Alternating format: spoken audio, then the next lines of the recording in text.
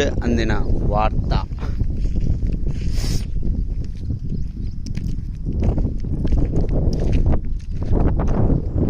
Extra gone కింద ఉంది,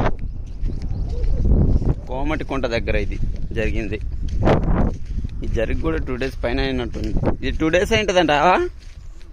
మరి ఇది డీజిలా వాటరా?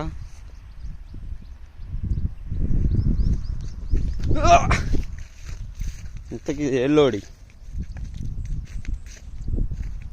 ఇలా పడిపోయింది. పెద్ద లారీ ఇది.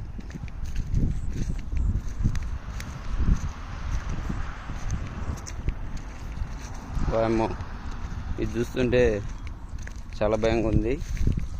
ఏం పర్లేదు.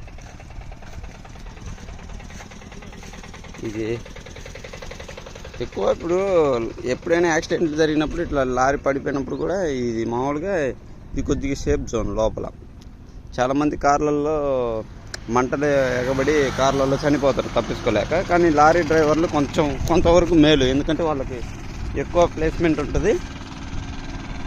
అలా జరిగిద్ది. ఈ ప్రాంతం ఇట్లా ఉంటుంది.